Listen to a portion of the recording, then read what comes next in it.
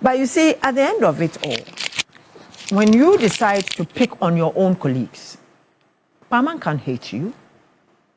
Paman was your colleague, or is your colleague. How does he hate you? So do you hate other people?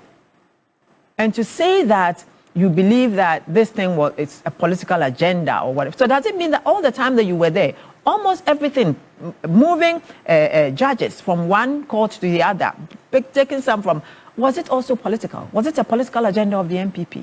Would you say that? In fact, I've seen a number of people actually ask that question because would you say of the statements made by the CJ about this political, she say, agenda that is being I don't think that she should be looking at this thing as a political agenda.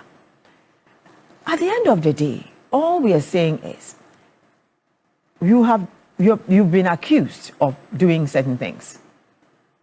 Come and answer. You have come and given us your version. But it surprised me that she didn't say also about the accusation that was meted out to her about her children being given contracts. So she talked about the 3 different petitions. Yeah, did she talk about the children's contracts? That didn't feature. That didn't feature. Why didn't it feature? Did she talk about the fact that it was in social media that she had a company, or Afenyo Markin had a company or something like that with her, and they were doing some contracts in the judiciary, with the judicial service. So you picked and chose the things that you wanted us to hear, and you didn't even want to take questions. What did that signal to you? That signaled to me that you were just coming to tell us a one-sided story to confuse Ghanaians, and unfortunately you were not able to confuse anybody because we have to hear the other side. And to think that you knew very well that the Constitution said that this whole hearing must be in camera. That was to protect you. You understand? And also other parties who were involved in this petition. To protect you and to protect other parties. And now you come out openly. Openly. If she was CJ and somebody had come out that day, that way, yes, like she did yesterday, I am very sure that she would have really gotten somebody to tell the person that she was in contempt for coming out to tell it as it was when you were not supposed to.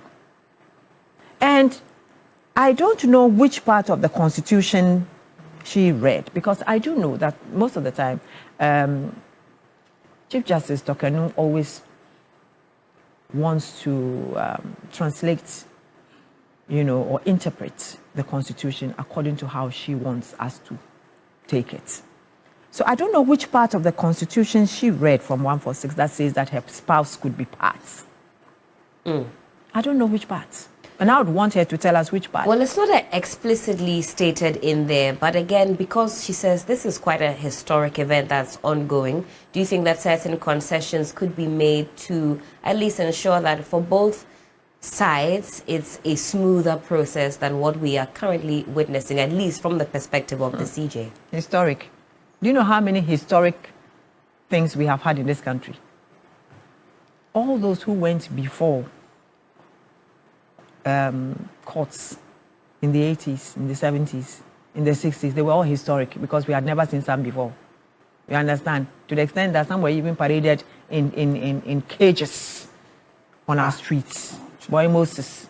I'm just saying that so many historic things have happened. But what is in the Constitution is in the Constitution. The law is the law. Ask you the very same first question. First of all, do you think it was appropriate for now suspended CJ to address the people of Ghana? And what do you think, as an embattled CJ who wants to carry the people along? She's the president. Which people? She wants to carry the Ghanaian people along. When she didn't care whether 18-year-olds should register and vote. She didn't care. When she didn't care whether a Ghanaian, when she said that what? Birth certificate. Yeah, she agreed that birth certificate cannot identify you as a Ghanaian. Birth certificate. That she did not even respect the document that identify you as a Ghanaian at birth. Maybe she's not a Ghanaian. She's very much a Ghanaian. Yeah, she should prove it. Rodolin, and the second part of my question is, what implication do you think her presser yesterday will have on the proceedings? I'd like to say good morning to our cherished viewers, and good morning to all patriotic Ghanaians. Some are Ghanaians, but they are not patriotic. Yes. So I'd want to say They a meant very you have special good qualified it. morning to all those who love this country.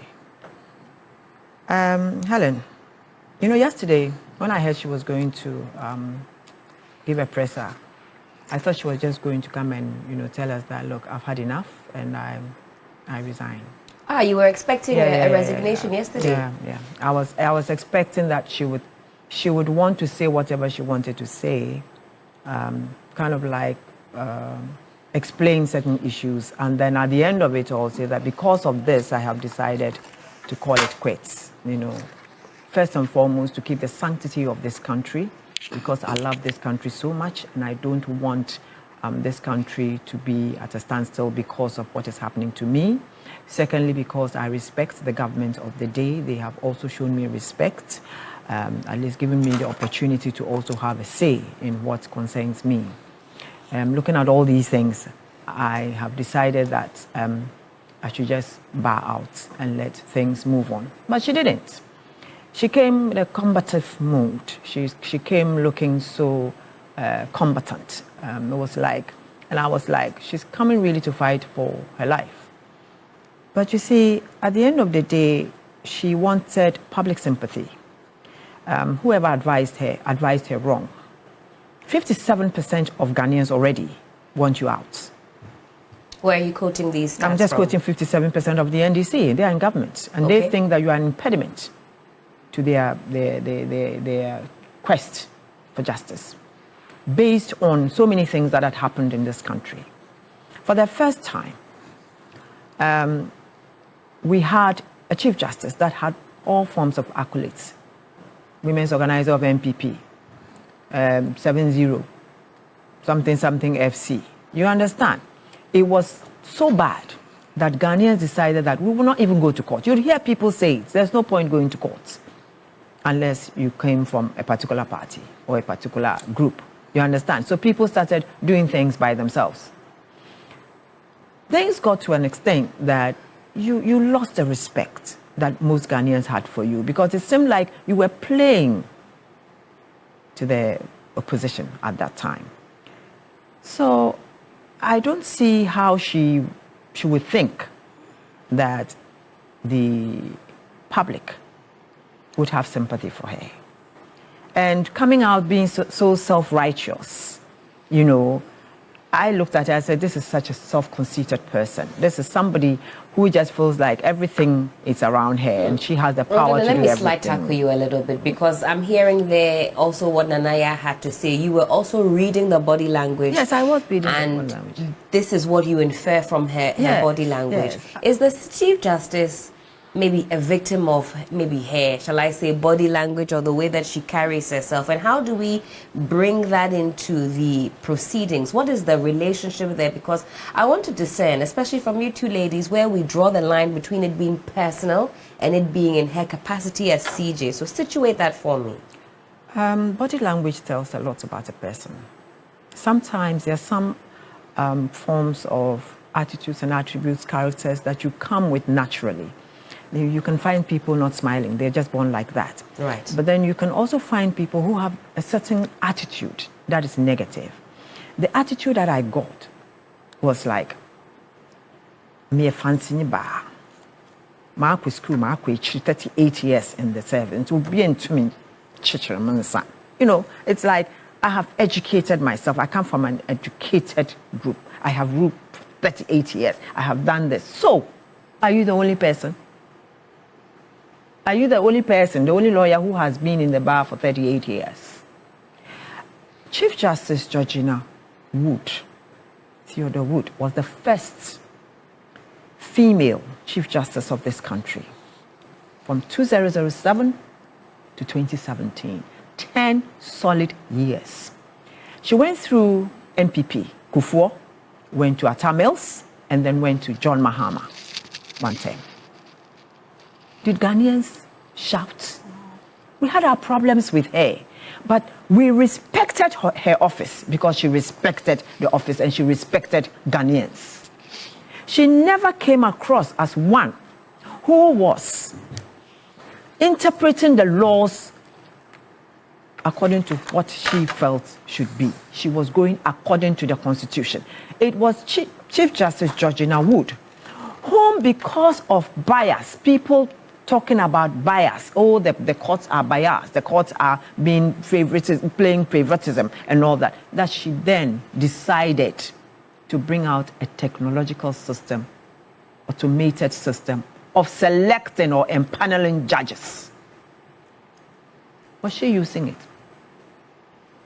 Was Torkorno using that technology, that automation of just being able to, so that you don't get to know who is going to sit on a particular case. You're just put there.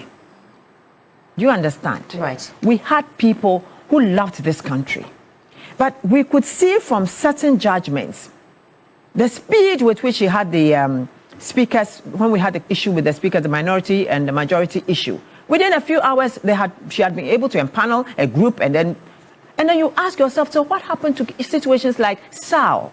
You're talking about constitutional breaches. How about SAL? They went 4 years, is it, without representation in Parliament. And you think that was good? You're talking about a public hearing, Edu Lodge. Yes. Edu Lodge was a seat of government. Kufuor used it, Atamels used it, and for what I know, occasionally I'll read that some dignitaries had been met at the Edu Lodge, at the castle. It's because it's serene, it is quiet, it's a high security zone. She herself knows that she's one person that needs to be secured. Let's not always think that when you sit there as Chief Justice and cases go against certain people, there are some people who are not happy with judgments that have been gone against them. And so you will not know what anybody can do. Probably using the court complex, as she feels we should have done, which is close to Makwala and all those places. It's open space. It's not serene or secure enough, It's not so secure, no, because people walk in and out. There are so many court complexes, complex rooms and stuff. You know, people walk around and stuff. You need a serene atmosphere. And you need one that is very secured.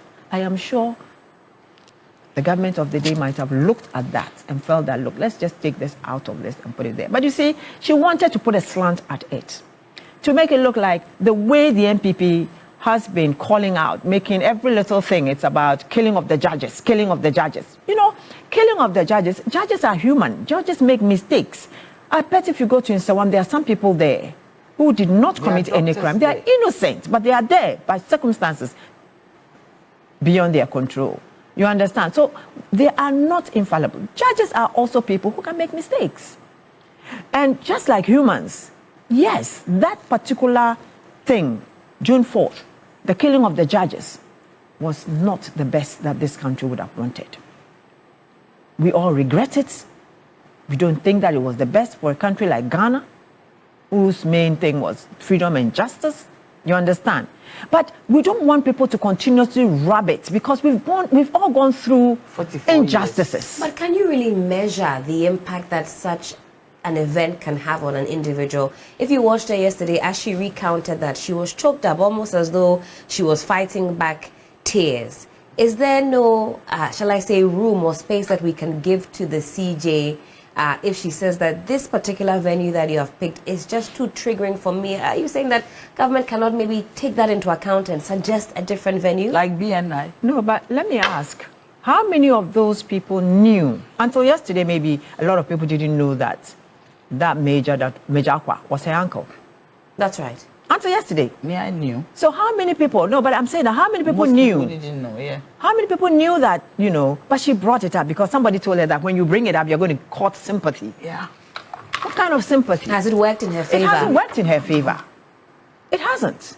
Because you see, it's just like telling us that for those of us whose parents spent time at Nsawam, don't go even passing through Nsawam because you get traumatized. Or for those whose fathers and mothers and whatnot were traumatized at the Gonda barracks in Bermakam, should not even take the Gifford Road. Because anytime you pass there, it reminds you of the atrocities that were meted out to your relatives, maybe during a coup d'etat or anything. Those are not things that you come and stand as a person who is a chief justice, a former chief justice or a suspended chief justice, to want to come and talk about it? How many people don't go to court and come out crying? So they should never go to court? Because as soon as they get to the court entrance, then they start thinking about all those things. It's not the right thing to do.